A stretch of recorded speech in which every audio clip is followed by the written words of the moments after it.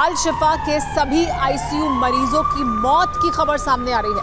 24 घंटे में 22 मरीजों की मौत हुई है अल शिफा अस्पताल में। अल शिफा में जारी है इजरायली डिफेंस फोर्स का ऑपरेशन। सभी आईसीयू मरीजों की मौत की खबर सामने आई है। ये इस वक्त की बड़ी खबर, 24 घंटे में 22 मरीजों की मौत हुई है। लेकिन इस बीच युद्ध में क्या हो रहा है? इजरायल ने घोषणा कर दी है कि उत्तरी गाजा में हमास के ज्यादातर ठिकाने नष्ट किए जा चुके हैं, लड़ाके मारे जा चुके हैं और अब युद्ध का अगला चरण शुरू हो चुका है। अगले चरण का मतलब है दक्षिण गाजा में इजरायल की स्पेशल फोर्सेस का ऑपरेशन। युद्ध का अगला चरण सबसे ज्यादा विनाशक होने वाला है और इस चरण में इजरायल के निशाने पर हमास की टॉप लीडरशिप है। हमास की टॉप लीडरशिप को खत्म करने के लिए इजरायल ने 2 प्लान तैयार किए हैं। इस प्लान को नाम दिया गया है ऑपरेशन डेविड स्टार। देखिए दक्षिणी गाजा में इजरायल के ऑपरेशन की वर्ल्ड एक्सक्लूसिव डिटेल।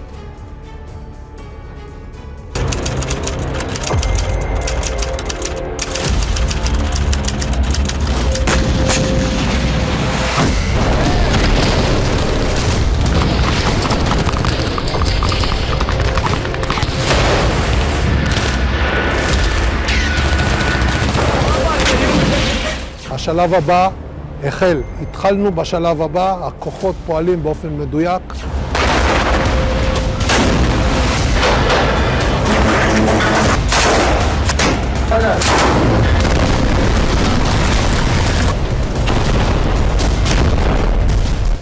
उत्तरी गाजा में रण का अंतिम चरण, दक्षिणी गाजा में ऑपरेशन आरंभ। दक्षिणी गाजा पर आईडीएफ प्रहार, हमास लंबे युद्ध को तैयार।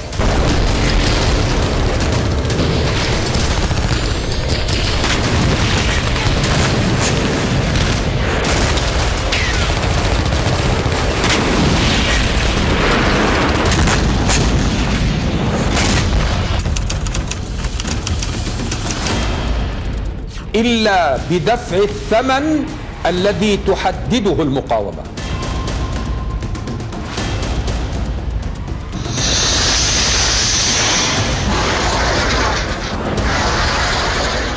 नए चरण की रणभेरी बच चुकी है। उत्तरी गाजा समतल हो चुका है।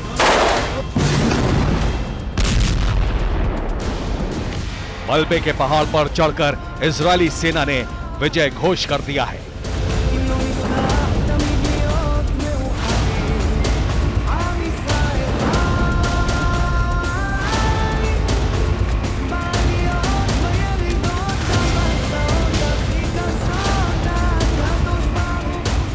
उत्तरी गाजा में हमास के ठिकानों पर इजरायल की थल सेना ने बड़े प्रहार किए हैं और अब ऐलान हो चुका है कि इजरायल इस हिस्से में हमास का मिलिट्री सिस्टम खत्म करने के बहुत करीब है।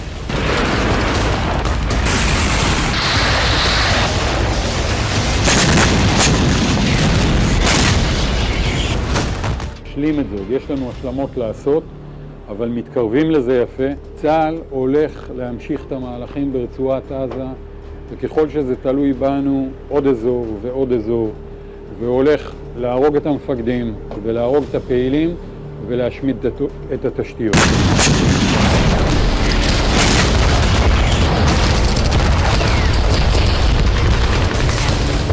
यानी गाजा के बैत हैनान से शुरू हुआ ऑपरेशन अब गाजा सिटी तक पहुंच चुका है और इसी के साथ अगले चरण यानी दक्षिणी गाजा पर बड़े हमलों की घोषणा हो चुकी है।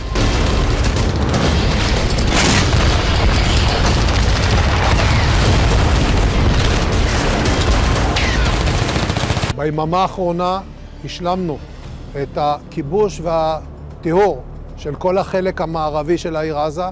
השלב הבא החל.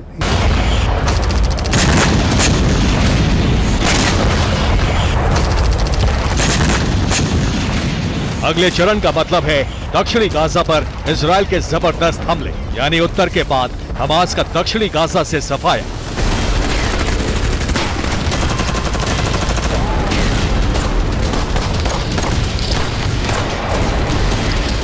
दक्षिणी गाजा में इजरायल की सेना ने हमास के ठिकानों को टारगेट करना शुरू कर दिया है।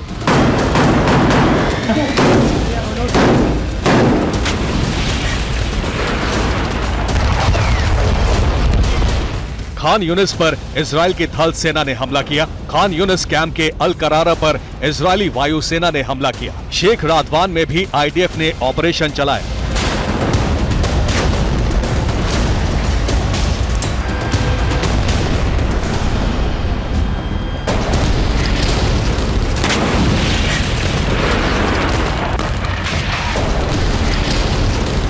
दक्षिणी गाजा ऑपरेशन की कमांड खुद इजरायली सेना प्रमुख ने अपने हाथ में ली है।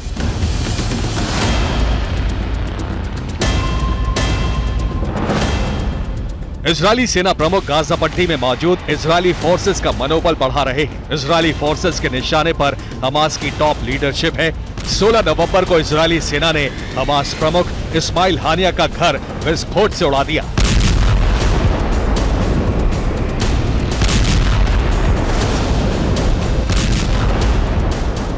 अब हमास कमांडर ने इजराइल के खिलाफ लंबे युद्ध का ऐलान कर दिया है।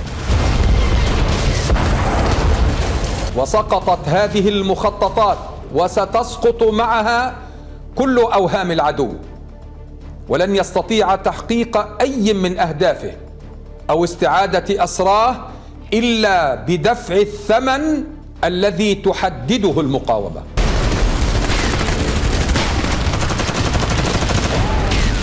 उत्तरी गाजा में हमास के ठिकानों को नष्ट किया जा चुका है। अब ऑपरेशन दक्षिणी गाजा में शुरू हो चुका है।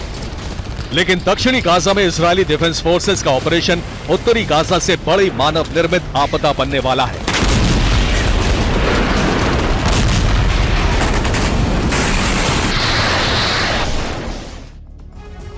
इस ऑपरेशन में सबसे बड़ी बाधा बनने वाली है दक्षिणी इजराइल की आबादी। इजराइल ने उत्तरी गाजा के बेत हनान से अपना ग्राउंड ऑपरेशन शुरू किया था।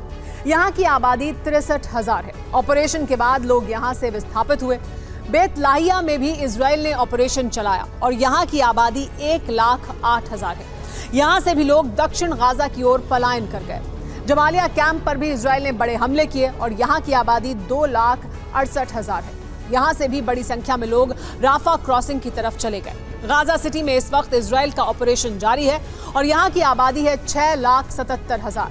यहाँ से भी लोग दक्षिणी गाजा की तरफ गए। अब ऑपरेशन देल अल बलाह में शुरू होगा।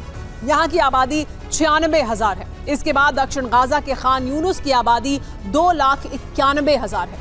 राफा क्षेत्र में 2,45,000 लोग रहते हैं। उत्तरी गाजा से विस्थापित हुए लोगों की अनुमानित गिनती 5 लाख से ज्यादा है और इस समय दक्षिणी गाजा में 17 लाख से ज्यादा आम लोग रह रहे हैं। यानी अगले चरण में दक्षिणी गाजा की बड़ी आबादी की जान संकट में है।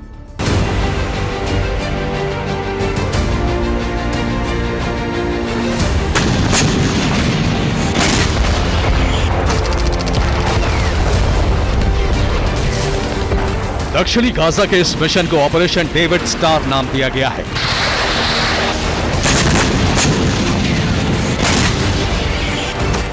ये इजराइल भी जानता है कि दक्षिणी गाजा में बहुत बड़ा विनाश तय है, इसीलिए दक्षिणी गाजा को खाली कराने का आदेश जारी किया गया है।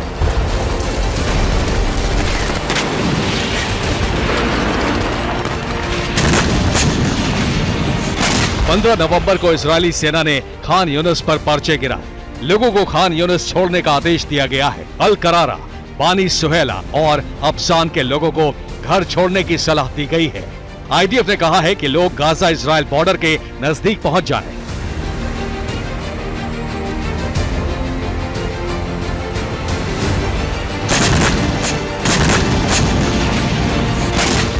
सवाल यह है कि सबसे ज्यादा आबादी वाले दक्षिणी गाजा में इजराइल का मुख्य ऑपरेशन है क्या? दरअसल हमास नेता याह्या सिनवार सहित अल कस्साम ब्रिगेड के कई अहम ठिकाने दक्षिणी गाजा में हैं।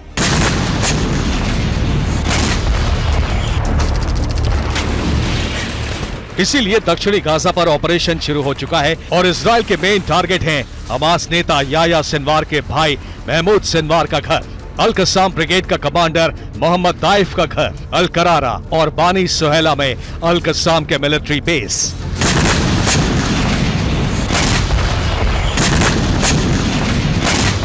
दक्षिणी गाजा में इजरायली ऑपरेशन शुरू होते ही यूएस सेंट्रल कमांड के कमांडर जनरल माइकल कोरेला तेल अवीव पहुंच चुके हैं।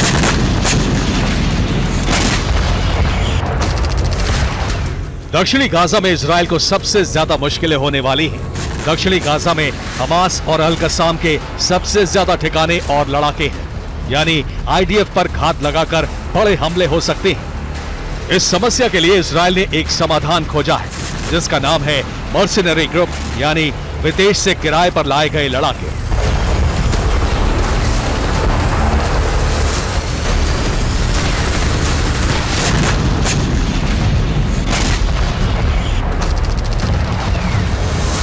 स्पेनिश अखबार एल मुंडो का दावा है कि आईडीएफ ने पीएमसी यानी प्राइवेट मिलिट्री कंपनी गाजा पट्टी में उतार दी है। स्पेन सहित कई देशों से पीएमसी के लड़ाके बुलाए गए। गाजा पट्टी में फ्रंट लाइन पीएमसी लड़ाकों को सौंपी गई है। दरअसल इजराइल के रिजर्व सैनिक युद्ध क्षेत्र में जाने से इनकार कर रहे हैं। उनकी जगह प्राइवेट मिलिट्री कंपनियों के लड़ाके उतारे गए हैं। इनको एक हफ्ते में 35 लाख रुपए दिए जा रहे हैं।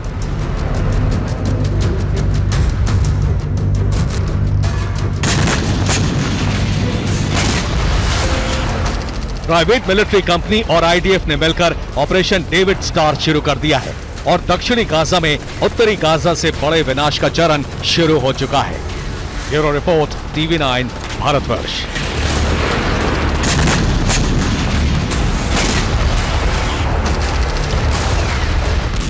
यरूशलेम चेक पॉइंट पर गोलीबारी है। इजरायली पुलिस पर हमास ने बड़ा हमला किया है। इजरायली पुलिस की जवाबी फायरिंग भी जारी है, ऐसी जानकारी मिल रही है।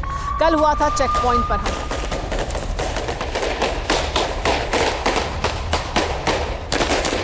इजरायल ने जारी किया है इस हमले का वीडियो।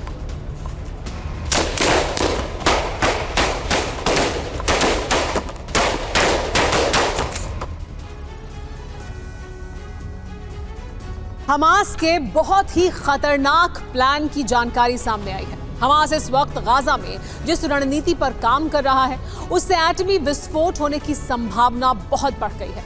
हमास चाहता है कि इजरायली सेना युद्ध में एटम बॉम्ब का इस्तेमाल करे, ताकि इजरायल पूरी दुनिया की नजर में विलन बन जाए। इसके लिए हमास युद्ध को लंबा खींच रहा है, ताकि बढ़ते अंतर्राष्ट्रीय दबाव की वजह से नेतन्याहू सेना परमाणु विस्फोट कर दे।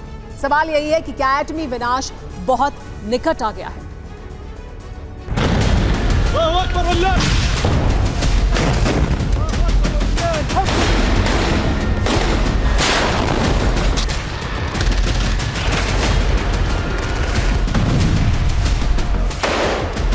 गाजा की धरती पर हमास जो कुछ कर रहा है, उससे परमाणु विनाश का खतरा बहुत बढ़ गया है।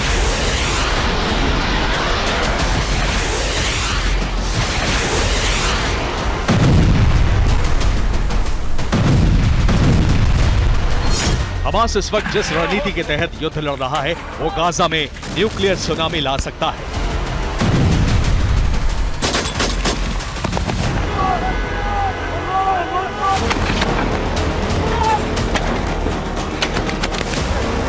हमास धीमी गति से युद्ध लड़ रहा है, उससे जंग लंबी खिंचती जा रही है। हमास की नई युद्ध नीति से नेतन्याहू और उनकी सेना परेशान है। ऐसे में जल्द युद्ध खत्म करने के लिए इजरायल परमाणु धमाका कर सकता है।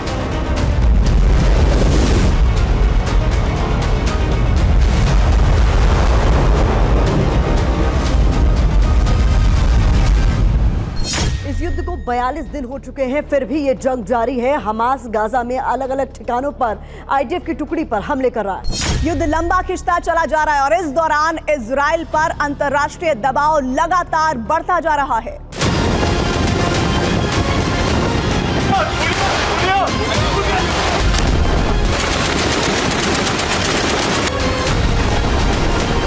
दुनिया भर में इजरायल के खिलाफ प्रदर्शन, इजरायल पर बढ़ता अंतर्राष्ट्रीय दबाव, अमेरिका पर अरब इस्लामिक देशों का दबाव, ईरानी प्रॉक्सी के लगातार बढ़ते हमले, यही वो फैक्टर हैं जो गाजा में परमाणु विनाश का कारण बन सकते हैं। गाजा के अंदर आईडीएफ और हमास के बीच किस तरह से जंग चल रही है, अब उसकी रियल रिपोर्ट देखिए। बेत हैनान में हमास के लड़ाके आईडीएफ की टैंक पर आरपीजी से हमला करने वाले थे। इजरायली एयरफोर्स ने उन्हें लोकेट किया और फिर मिसाइल मारकर खत्म कर दिया।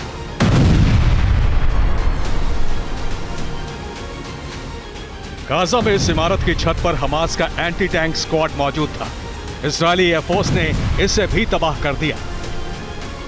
उत्तरी गाजा में इजराइल ने भीषण बमबारी की तो आसमान में बारूदी धुएं का बहुत बड़ा गुबार नजर आने लगा। इजराइल ने गाजा में भीषण बमबारी की तो हमास के ठिकानों के साथ साथ कई गाड़ियां भी जल गईं।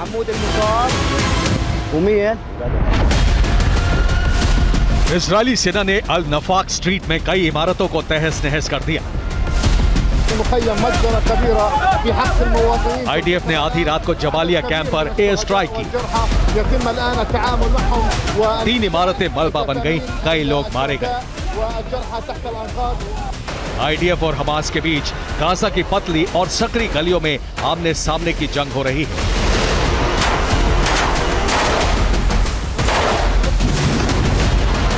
आईडीएफ के जवान गाजा के एक घर में घुसे तो चौंकाने वाली तस्वीर सामने आई। हमास ने यहां बेड में रॉकेट और मोर्टार छिपा रखे थे। इन्हीं हथियारों से हमास लड़ाके इजरायली सेना पर हमले कर रहे थे। आईडीएफ ने इस घर से भारी मात्रा में गोला बारूद और हथियार बरामद किए हैं।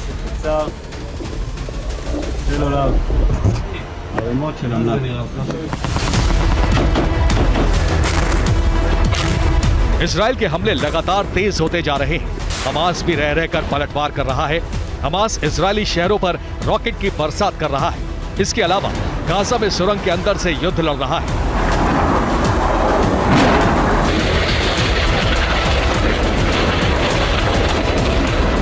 सुरंग युद्ध की इस तस्वीर को देखिए।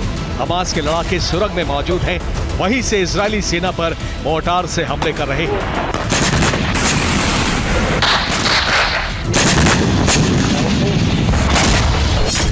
सुरंग में ही रॉकेट और मोर्टार का बहुत बड़ा जखीरा मौजूद है।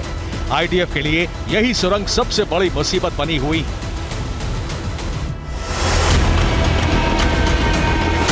बेत लाहिया में हमास ने इजरायली सेना के 5 वाहन को यासीन मिसाइल से तबाह कर दिया। सिर्फ हमास ही नहीं, इजराइल पर हिजबुल्ला और अल कुद्स के लड़ाके भी बारूदी धावा बोल रहे हैं। हिजबुल्ला लेबनान बॉर्डर के पास मौजूद इजराइल के सैन्य बेस पर लगातार हमले कर रहा है। बॉर्डर पर मौजूद इजराइल के वॉच और कम्युनिकेशन टावर को ध्वस्त कर रहा है। हिजबुल्ला ने इजरायली मिलिट्री बेस पर हमले का सबसे नया वीडियो जारी किया है। भीषण जंग की वजह से गाजा की सूरत किस तरह बर्बाद हो चुकी है उसका सबूत देखिए। गाजा का अल रिमाल इलाका पहले सुंदर और हरा भरा था, लेकिन अब बदसूरत हो चुका है।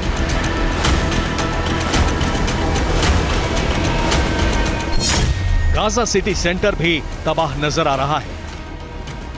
इजराइल के हमले में गाजा की इस्लामिक यूनिवर्सिटी की सूरत भी बर्बाद हो चुकी है। इजराइल के खिलाफ कई फ्रंट खुले हुए हैं। इजराइल कई मोर्चों पर जंग लड़ रहा है। गाजा युद्ध न सिर्फ लंबा खिंचता जा रहा है, बल्कि इसका विस्तार भी होता जा रहा है। लंबा खिंचता युद्ध और इजराइल पर बढ़ता दबाव गाजा में परमाणु विनाश की वजह बन सकता है। अगर ये दबाव और बढ़ा तो इजराइल एटम बम से हमला कर सकता है। अघोषित रूप से इजराइल के पास करीब 200 एटम बम है। गाजा युद्ध में नेतन्याहू सेना इसका इस्तेमाल कर सकती है। स्वतंत्र पत्रकार सैम हुसैनी ने इस बाबत बहुत बड़ा और चौंकाने वाला दावा किया है। उनके मुताबिक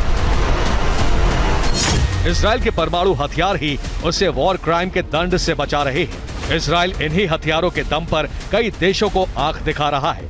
इजराइल इतना आक्रामक है कि वो एटमी हथियारों का इस्तेमाल कर सकता है।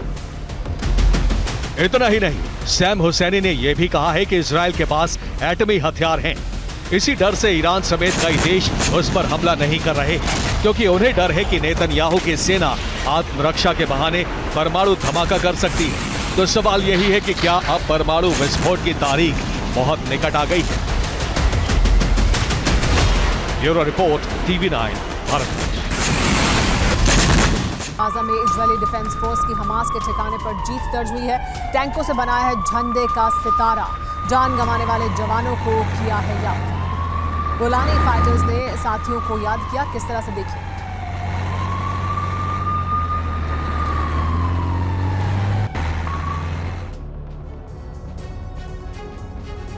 अल-शिफा अस्पताल के आईसीयू में भर्ती सभी मरीजों की मौत हो चुकी है। 22 मरीज तो बीते 24 घंटों में ही मरे हैं। बावजूद इसके अस्पताल में आईडीएफ का सर्च ऑपरेशन जारी है, वो भी बीते 50 घंटों से। जानते हैं क्यों। दरअसल इजरायली सेना को यह आशंका है कि अल शिफा में हमास के लड़ाके छिपे हैं। हमास ने अस्पताल की खुफिया सुरंगों में बंधकों को कैद कर रखा है। हालांकि अल शिफा अस्पताल से हथियारों की भारी खेप बरामद हुई है, लेकिन अब तक हमास और बंधकों से जुड़ा कोई सुराग नहीं मिला है। इसी बीच खबरें यह भी सामने आ रही हैं कि अल शिफा के साथ साथ आईडीएफ ने 5 और अस्पतालों को निशाना बनाया है। आखिर क्यों गाजा में जारी है अस्पताल विध्वंसक, देखिए।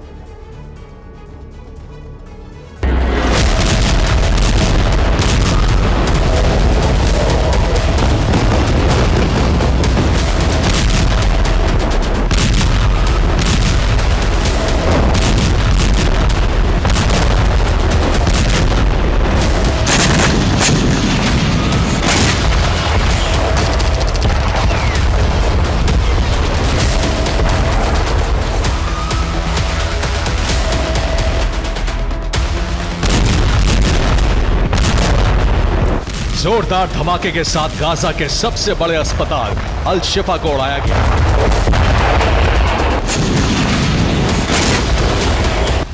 अल शिफा हॉस्पिटल की इमारत को विस्फोटकों से जमींदोज किया गया और इसके बाद शुरू हुआ अल शिफा हॉस्पिटल में आईडीएफ का सर्च ऑपरेशन। बीते 50 घंटों से आईडीएफ की कमांडो ब्रिगेड अल शिफा अस्पताल का कोना कोना खंगाल रही है।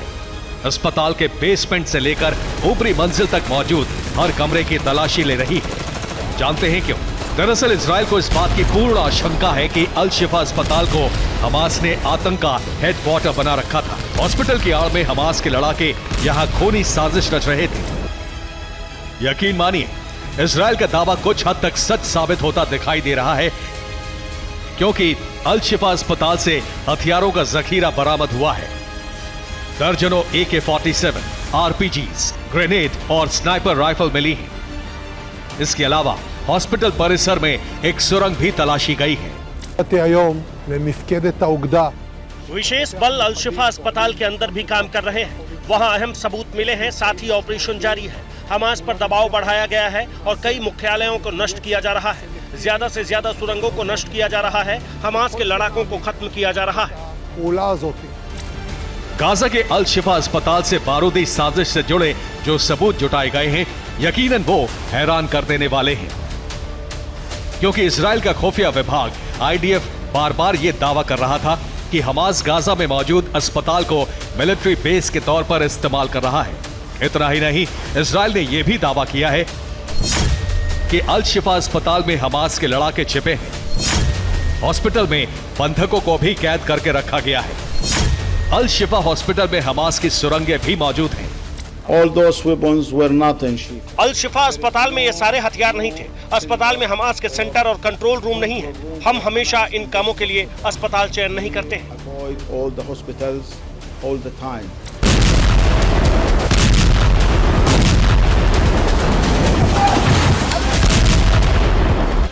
जहां एक तरफ इजराइल अल शिफा को हमास का सैन्य अड्डा करार दे रहा है, तो वहीं हमास से जुड़े लोग इस दावे को आईडीएफ की साजिश करार दे रहे हैं, क्योंकि अस्पताल के भीतर से हथियार गोला बारूद तो मिले हैं, इनके सबूत बाकायदा कैमरे में कैप्चर हैं।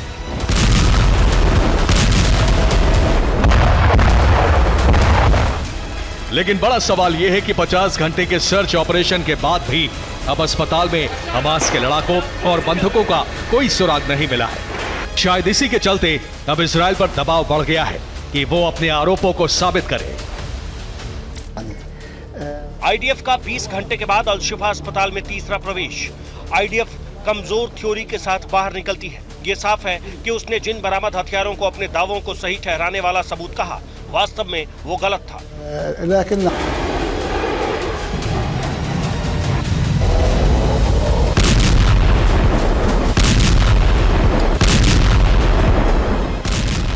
मतलब ये कि अल शिफा अस्पताल पर आईडीएफ के हमले और कब्जे के बाद विवाद बढ़ता जा रहा है, क्योंकि अस्पताल के तहस नहस होने से सैकड़ों मरीज दर बदर हो चुके हैं।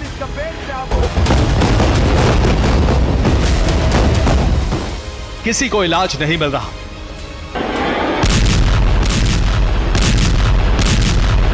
वहीं इजराइल ने अल शिफा अस्पताल की तर्ज पर गाजा में मौजूद 5 और अस्पतालों को बीते 24 घंटे में टारगेट किया है।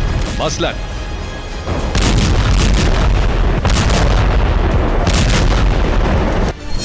अल कुद्स अस्पताल, रंतीसी अस्पताल, अल एली बैपिस्ट हॉस्पिटल, इंडोनेशिया अस्पताल, इब्ने सिना हॉस्पिटल, यानी अल शिफा हॉस्पिटल के साथ साथ आईडीएफ इन 5 अस्पतालों पर भी बमबारी कर रहा है। इजरायली सेना की तरफ से ताबड़तोड़ हमले किए जा रहे हैं क्योंकि इजरायल का आरोप है कि हमास ने गाजा और वेस्ट बैंक में मौजूद तमाम अस्पतालों में सुरंगें बना रखी हैं। हथियारों का भारी जखीरा अस्पताल में छिपाया गया है। यहां तक कि हमास के चंगुल में फंसे बंधकों को भी इन्हीं अस्पतालों में रखा जा रहा है।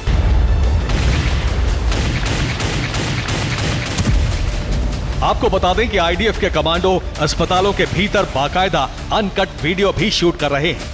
अस्पताल के एमआरआई रूम, एक्सरे रूम और रेडियोलॉजी रूम में मौजूद हमास के हथियारों और गोला बारूद को दिखा रहे हैं ताकि ये साबित हो सके कि कैसे अस्पताल की आड़ में हमास बारूदी साजिश का ब्लूप्रिंट तैयार कर रहा था, कैसे अस्पताल के मरीजों को बतौर मानव ढाल की तरह इस्तेमाल कर रहा था।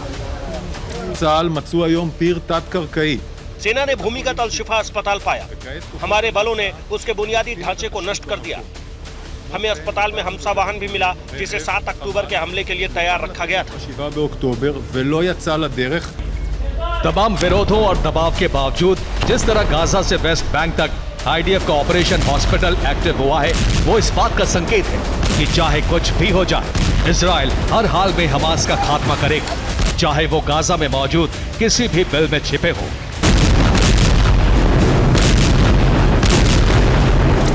Bureau report, TV9, Bharatvarsh.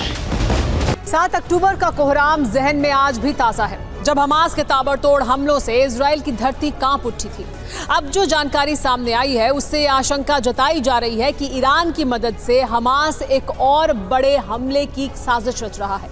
Iran special force के कमांडर इस्माइल कानी ने हमास के मिलिट्री विंग के चीफ को एक पत्र लिखा है, जिसके बाद इस षड्यंत्र का पर्दाफाश हुआ। खतरे को देखते हुए आईडीएफ ने चौकसी बढ़ा दी है।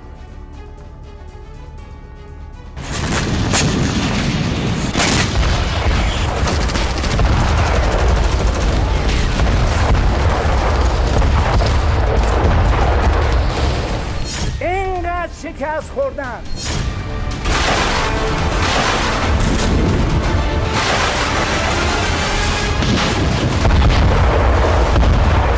इजराइल पर एक और बड़े हमले की साजिश।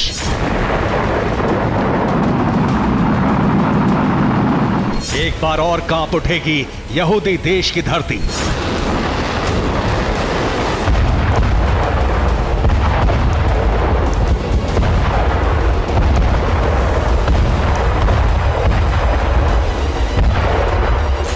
हमास करेगा एक और आघात।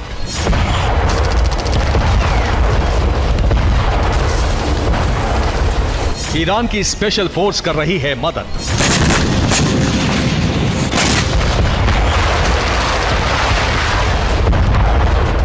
यह कोई अटकल नहीं, अनुमान नहीं, कोई भविष्यवाणी भी नहीं, एक बहुत बड़ी आशंका है जिसका एक ठोस सबूत दुनिया के सामने आया है, और वो सबूत है ये चिट्ठी। इस खत में उस पूरी साजिश का खुलासा है जो बताता है कि इजराइल पर 7 अक्टूबर जैसे एक और बड़े आतंकी हमले की साजिश रची जा रही है। इस साजिश के 2 किरदार हैं। किरदार नंबर 1, इस्माइल कानी, ईरान की स्पेशल फोर्स अल कुद्स का चीफ। किरदार नंबर 2, मोहम्मद दाइफ, हमास के मिलिट्री विंग अल कसाम का सरदार। इस खत को इस्माइल कानी ने मोहम्मद दाइफ को लिखा है, जिसमें एक बड़े आतंकी हमले की तैयारी को लेकर चर्चा की गई है। पत्र में कानी ने सबसे पहले ये याद दिलाया है कि ईरान की स्पेशल फोर्स की तरफ से जो वादा किया गया था उस पर वो आज भी कायम है। हम भाईचारे के वादे पर कायम हैं, जो हमें एकजुट करता है, और हम आपको आश्वासन देते हैं कि इस ऐतिहासिक लड़ाई में जो कुछ भी करना होगा हम करेंगे। वो कौन सा वादा है जो अल कुद्स का चीफ अल कसाम के मुखिया को याद दिला रहा है? एक बार और याद कर लीजिए, हमास की मिलिट्री विंग अल कसाम ने ही 7 अक्टूबर के हमले को अंजाम दिया था, जिसमें ईरानी स्पेशल फोर्स ने पूरी मदद की थी।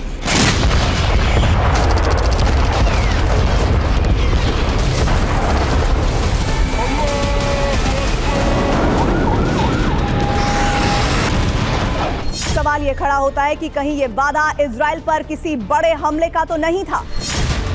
इस पत्र में और भी ऐसा कुछ है जो आईडीएफ और मोसाद के कान खड़े कर देने के लिए काफी है। इसमें यरूशलेम के अल-अक्सा मस्जिद में घुसने को लेकर भी लिखा गया है।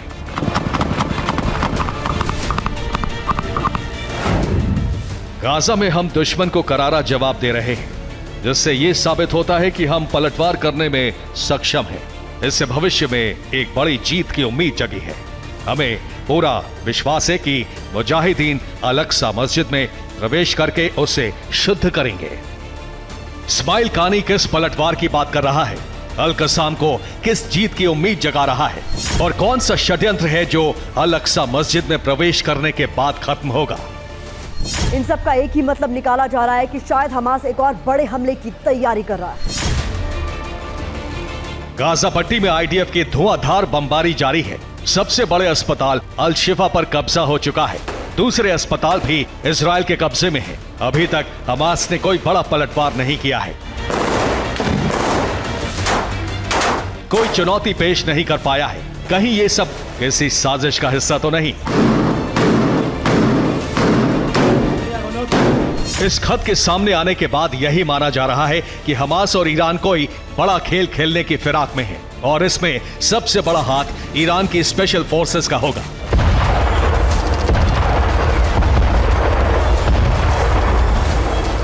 सात अक्टूबर को गाजा पट्टी से सटे इजरायली इलाके को निशाना बनाया गया। अब आशंका जताई जा रही है कि इजराइल की ज्यादा आबादी वाले बड़े शहर हमास के निशाने पर हो सकते हैं। आईडीएफ ने अपने कुछ बड़े शहरों पर निगरानी तेज कर दी है, जिसमें सबसे अहम है तेल अवीव, आबादी 5 लाख, नेतन्या, आबादी 2,24,000, रिशोन लेजियन, आबादी 2,57,000, रेहोबोट 1,47,000 और पेटा टिकवा, जिसकी आबादी 2,52,000 है।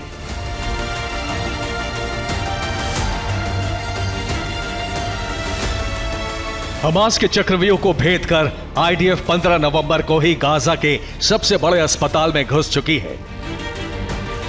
अल शिफा पर कब्जे के बाद लगातार सर्च अभियान चलाया जा रहा है। आईडीएफ के दावे के मुताबिक अल शिफा अस्पताल से बड़ी तादाद में हथियार और गोला बारूद मिले हैं।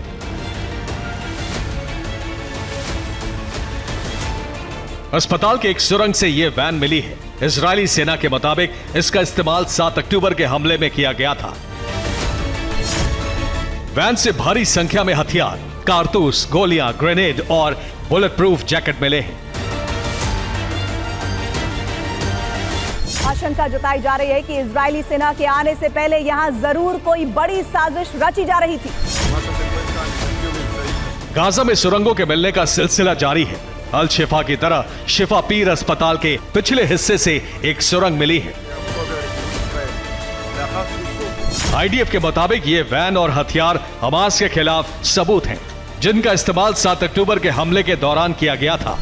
सबूतों के साथ आईडीएफ साजिश के उलझे तारों को सुलझाने में जुटी है। 7 अक्टूबर का हमला मोसाद की सबसे बड़ी नाकामी थी। अब इजराइल कोई कसर नहीं छोड़ना चाहता। Bureau report, TV9, Bharatvarsh. Gaza में हमास के ठिकाने पर हमला। आईडीएफ ने किया मिसाइल से हमला। हमास की निगरानी चौकी को ध्वस्त कर दिया है। हमास के कई लड़ाके इसमें मारे गए।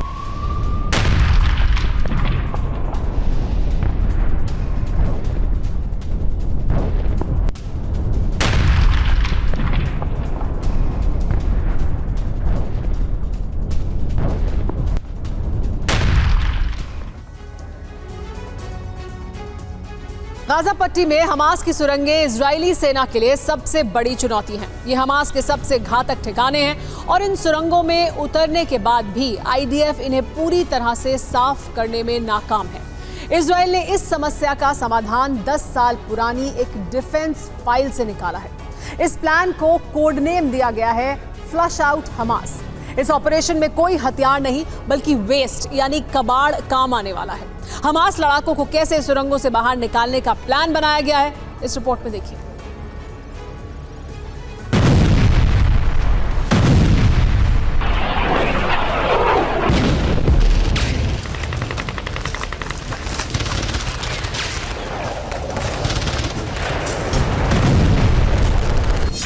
सुरंगें हमास लड़ाकों की सबसे सुरक्षित पनाहगाह है। इन सुरंगों के सफाई के लिए इजरायली सेना कई दिनों से ऑपरेशन चला रही है।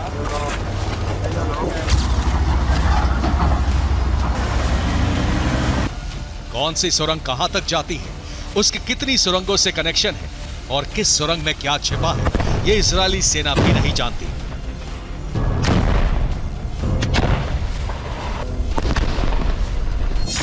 अब इन सुरंगों को एक झटके में साफ करने का इजरायली ऑपरेशन लगभग फाइनल स्टेज में है। अल्लाहु अकबर वलिल्लाहिल हम्द।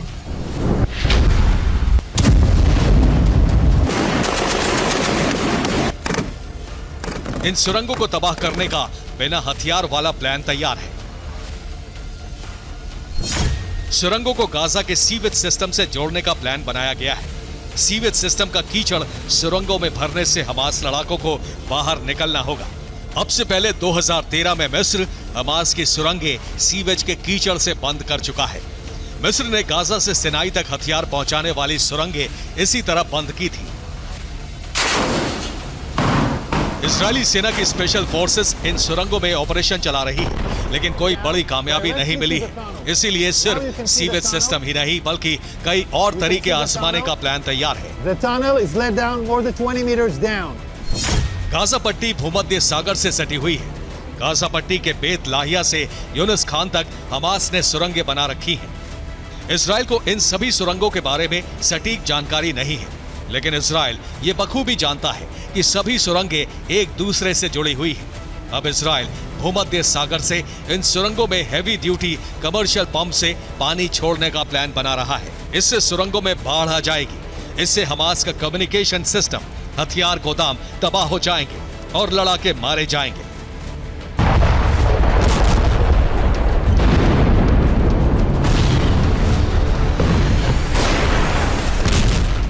इजरायली फोर्सेस ने 80 मीटर गहराई में बनी सुरंगों पर बंकर बस्टर से हमले भी किए, लेकिन कोई बड़ा फायदा नहीं हुआ। इसीलिए सीवेज और बाढ़ के साथ साथ सुरंगों में गैस छोड़ने का प्लान भी तैयार है।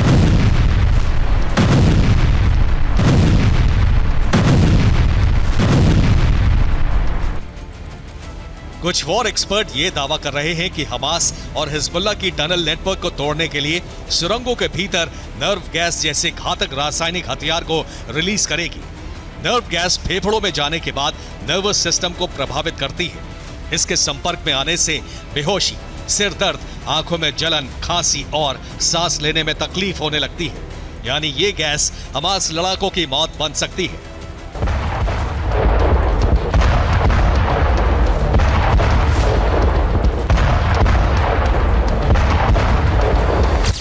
लेकिन नर्व गैस छोड़ने से पहले आईडीएफ ने ऐसा प्लान बनाया है जिससे हमास के लड़ाके सुरंगों से बाहर ना निकल पाए।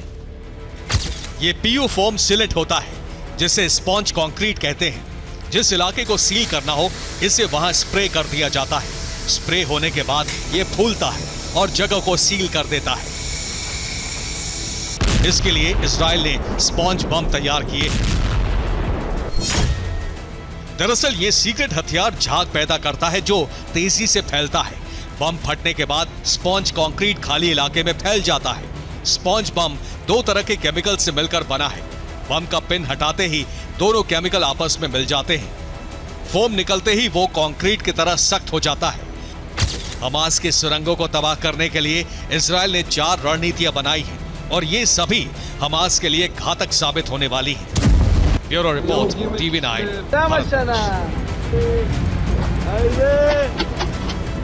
वेस्ट बैंक के जरिन में आईडीएफ पर अटैक। आईडीएफ के आर्मर्ड वाहन को मोर्टार से उड़ाया गया। हमास ने इमारतों में छिपकर किया हमला।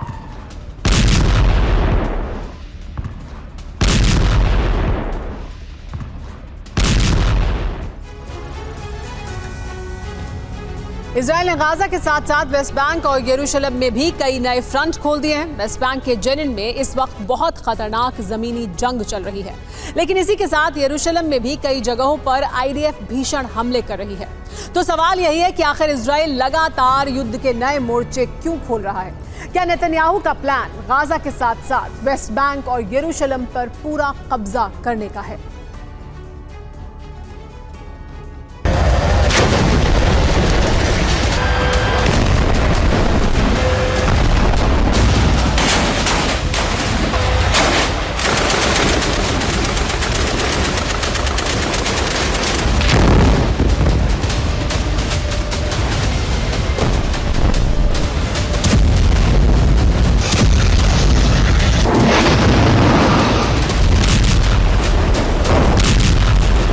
वेस्ट बैंक जमीनी जंग का बहुत ही विध्वंसक ग्राउंड बन गया है। यहां हमास और आईडीएफ के बीच आमने सामने की जबरदस्त जंग हो रही है। इजरायली सेना अब नए जंग के नए नए मोर्चे खोल रही है। जेनिन के अलावा इस वक्त वेस्ट बैंक के कई इलाकों में भीषण लड़ाई लड़ी जा रही है।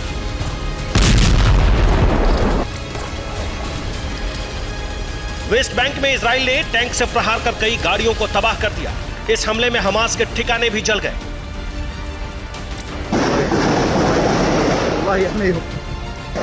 जेनिन में आईडीएफ बुलडोजर लेकर पहुंची तो हमास के लड़ाकों ने बुलडोजर पर बम से हमला किया। इसके बाद दोनों तरफ से जबरदस्त गोलीबारी हुई।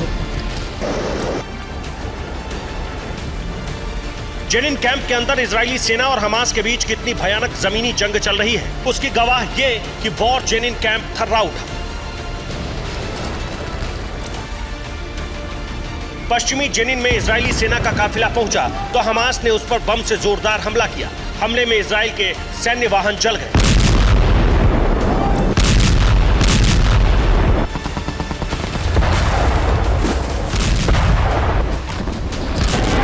जेनिन में हमास के ठिकाने के बारे में पता चला तो इजरायली सेना ने उस इमारत को ही धराशायी कर दिया।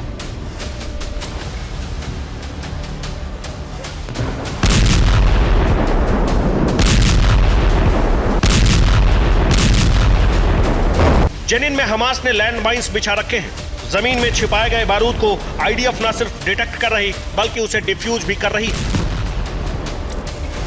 जेनिन में कई जगहों पर इजरायली सेना और हमास में विध्वंसक झड़प हो रही है। इजरायली सेना पर जेनिन ब्रिगेड भी हमले कर रही है। हमास के लड़ाकों ने पश्चिमी जेनिन में आईडीएफ के काफिले पर पहले मोर्टार से हमला किया, फिर जबरदस्त गोलीबारी की। जंग की आग जेनिन होते हुए बेथलेहम और यरूशलेम पहुंच चुकी है। बेथलेहम के पास इजरायली सेना ने हमास से जुड़ी इमारत को तबाह कर दिया।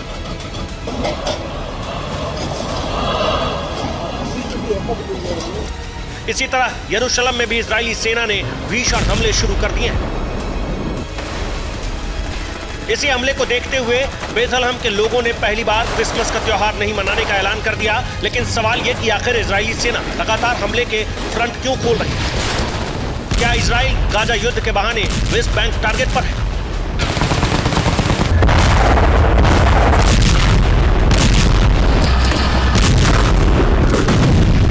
Bureau report, TV9 Bharatvarsh. Gaza में दहला देने वाला विध्वंस, बमबारी के बाद उठा धुएं का गुबार। गाजा में 12,000 से ज्यादा लोगों की मौत हुई है, ऐसी जानकारी सामने आ रही है।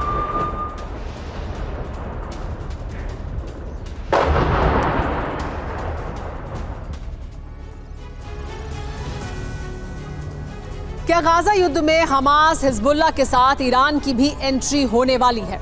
क्या जल्दी पूरे मिडिल ईस्ट में बारूदी कोहराम मचने वाला है? आखिर ये आशंका क्यों जताई जा रही है? तो इसके पीछे की वजह है लेबनान और सीरिया पर आईडीएफ की स्ट्राइक, जिसके बाद ईरान ने बैलिस्टिक मिसाइल का टेस्ट कर ताकत की नुमाइश की। तो क्या बेंजामिन के बारूदी घात से ईरान, हिजबुल्लाह समाप्त हो जाएंगे? देखिए इस रिपोर्ट में।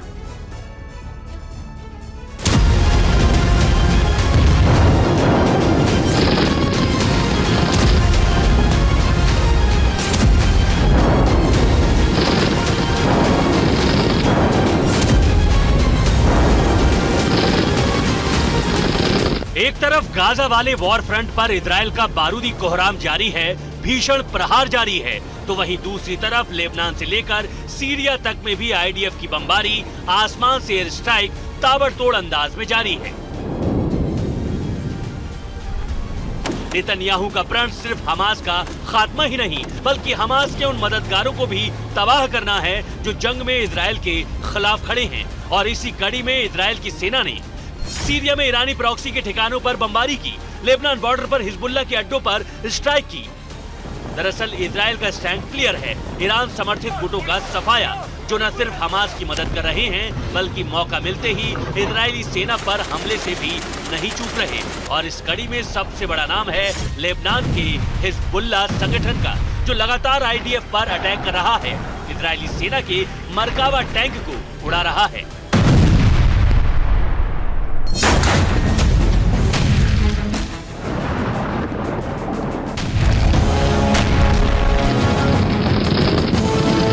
दरअसल हिजबुल्लाह की तरफ से इजरायली सेना पर हमले के तमाम वीडियो जारी किए जा रहे हैं और जानते हैं हिजबुल्लाह के लड़ाके आईडीएफ पर हमले के लिए मेड इन ईरान हथियारों का इस्तेमाल कर रहे हैं। मसलन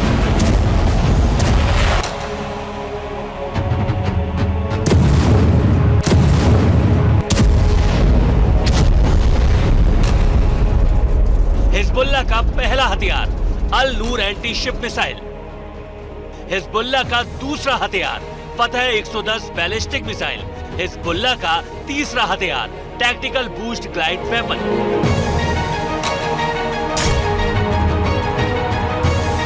दरअसल ईरान खुले तौर पर इजराइल का विरोधी है और सिर्फ इजराइल ही नहीं बल्कि महाशक्ति अमेरिका को ईरान अपना सबसे बड़ा दुश्मन मानता है, क्योंकि अमेरिका की शय पर इजरायली सेना ईरान में मौजूद उसके एटमी सेंटरों को निशाना बनाती है। ईरान के न्यूक्लियर प्रोग्राम को रोकने के लिए तमाम तरह के हथकंडे अपनाती है। वहीं हमास के खिलाफ जंग में आईडीएफ को अमेरिका की तरफ से हथियार भी दिए जा रहे हैं। ऐसे में ईरान अपने घातक हथियारों की खेप हिजबुल्लाह को सप्लाई कर रहा है ताकि इजरायली सेना पर प्रहार किया जा सके। बस इसीलिए आईडीएफ ईरान समर्थित संगठनों को टारगेट कर रही है।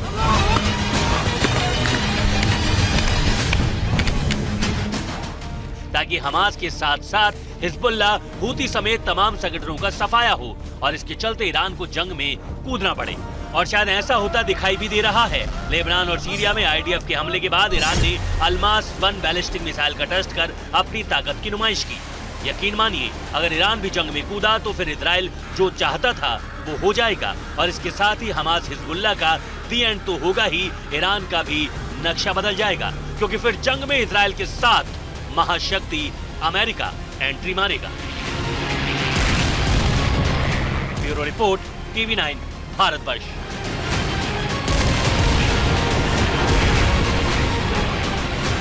एक तरफ गाजा पट्टी में कहर बरस रहा है, दूसरी तरफ दुनिया के कई देशों में युद्ध के खिलाफ विरोध प्रदर्शन जारी हैं। अमेरिका से लेकर स्पेन तक लोग सड़कों पर उतर पड़े हैं। कहीं इजरायली सैनिक जश्न मना रहे हैं तो कहीं फिलिस्तीन को आजाद करने की मांग उठ रही है।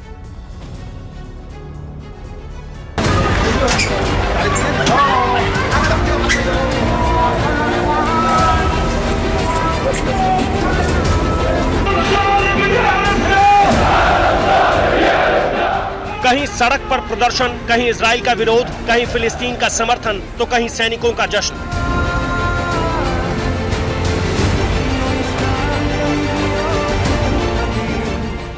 इजराइल हमास युद्ध को लेकर दुनिया भर में चर्चा हो रही है।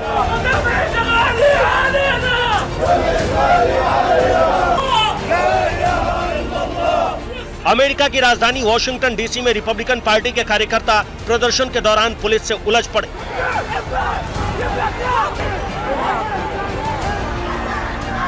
रिपब्लिकन पार्टी के कार्यकर्ता फिलिस्तीन के समर्थन में डेमोक्रेटिक नेशनल कमेटी मुख्यालय के सामने जमा हुए थे। इस दौरान कुछ लोगों ने अंदर जाने की कोशिश की और पुलिस ने सबको बाहर कर दिया।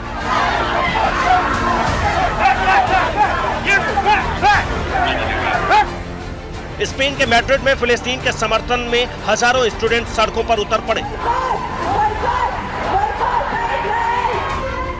सभी के हाथों में गाजा पट्टी में जंग रोकने के साथ फिलिस्तीन को आजाद करने की मांग को लेकर बैनर पोस्टर थे। लोगों में सबसे ज्यादा नाराजगी मासूम बच्चे और निर्दोष लोगों की मौत को लेकर थी।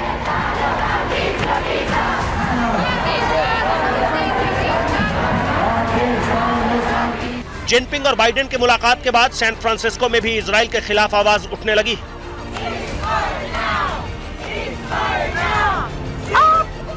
शहर के सबसे वेस्ट ब्रिज को जाम करके मानवाधिकार संगठन के कार्यकर्ताओं ने सीज फायर की मांग की। ये तस्वीरें गाजा पट्टी की हैं, जब जंग के बीच इजराइल के जवानों ने कुछ फुर्सत के पल निकाले। पीछे अल शिफा अस्पताल के टूटे फूटे हिस्से दिख रहे हैं। माना जा रहा है कि यह गाजा के सबसे बड़े अस्पताल पर कब्जे का जश्न था। दुनिया के कई देशों और शहरों में पिछले कई हफ्तों से यह प्रदर्शन और नारेबाजी जारी है। बावजूद इसके ना तो युद्ध रुक रहा, ना ही गाजा पट्टी में सब शांत हो रहा है।